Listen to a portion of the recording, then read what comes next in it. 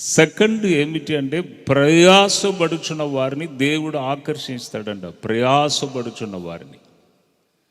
ఒకసారి యేసు ప్రభు సముద్రపు ఒడ్డున వచ్చినప్పుడు అక్కడ 2 దోణెలు ఖాళీగా ఉన్నవి. ఒక్క దోణి మీద యేసు ఎక్కి వాక్యం చెప్పాడు. ఆ దోణి సీమోన్ పేతురు దోణి.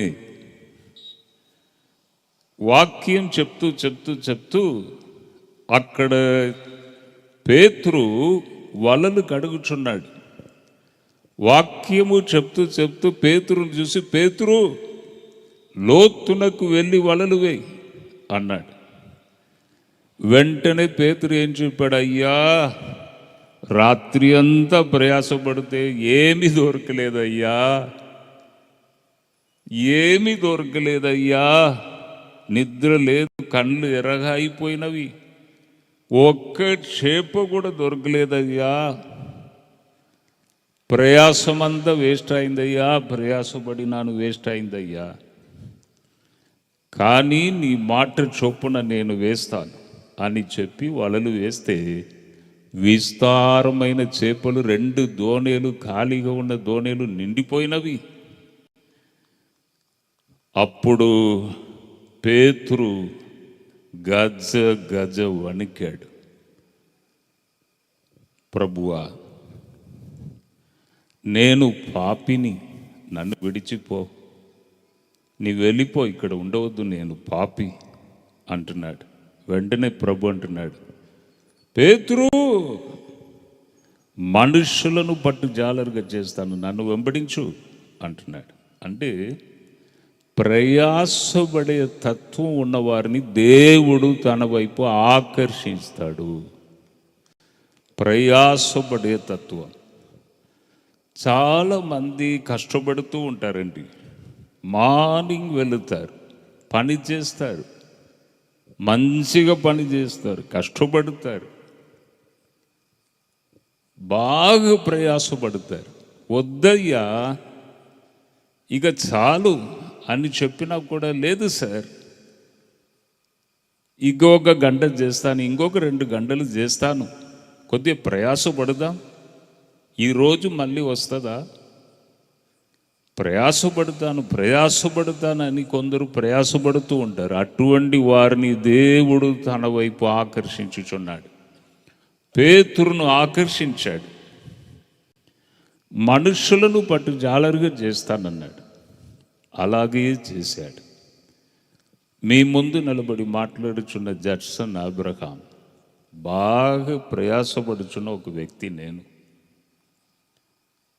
భయంకరమైన అప్పు బాధలతో కష్టపడ్డాను. నా ప్రయాసమునకు ఫలితం రాలేదు.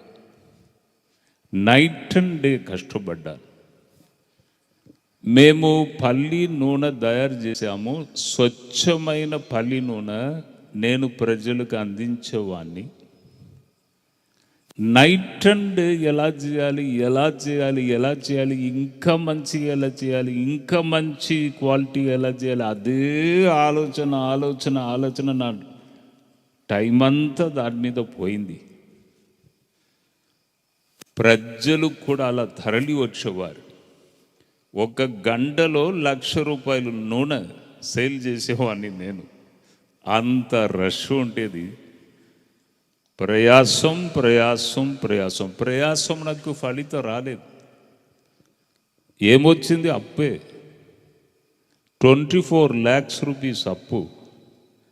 రాత్రి వరంగల్ని విడిచి నేను, అమ్మగారు ఇద్దరు ట్రైన్ ఎక్కి తమిళనాడు మా సొంత గ్రామానికి వెళ్ళాం. అక్కడ ఒక ఫారెస్ట్ ఉన్నది. ఎటువంటి ఫారెస్ట్?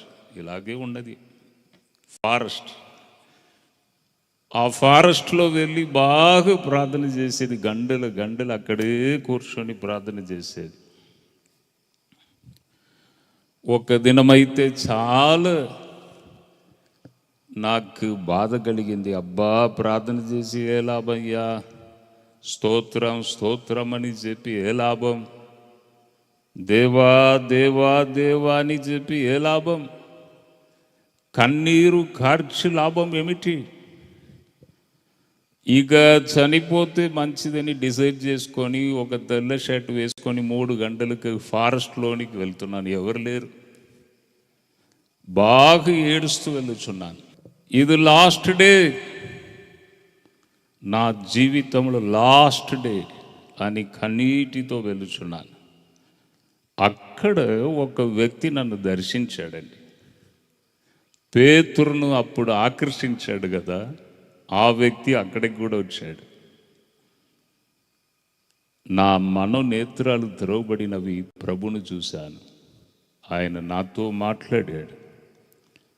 జడ్సన్, ఏం కావాలి నీకు ఏం కావాలి అని అడిగాడు. నేను కొన్ని విషయాలు అడిగాను. నేను చెప్పాను కదా, ఎక్కడికి వెళ్ళినా నాతో నీవు రావాలి ప్రభువా. God said to me, my son, wherever you go, I will come. I will perform miracles. నీవు ఎక్కడికి వెళ్ళినా వస్తాను. అవును, మళ్ళీ తిరిగి వచ్చినప్పుడు, చనిపోవాలని వెళ్ళిన వ్యక్తి మళ్ళీ తిరిగి వచ్చినప్పుడు సంతోషంతో వెళ్ళినాను. ప్రభుని చూశాను, ప్రభుతో మాట్లాడాను. 1 గంట సేపు ఫారెస్ట్ అంతా కామ్ అయిపోయింది. ఒక ఆకు కూడా కదలలేదు. 1 గంట సేపు.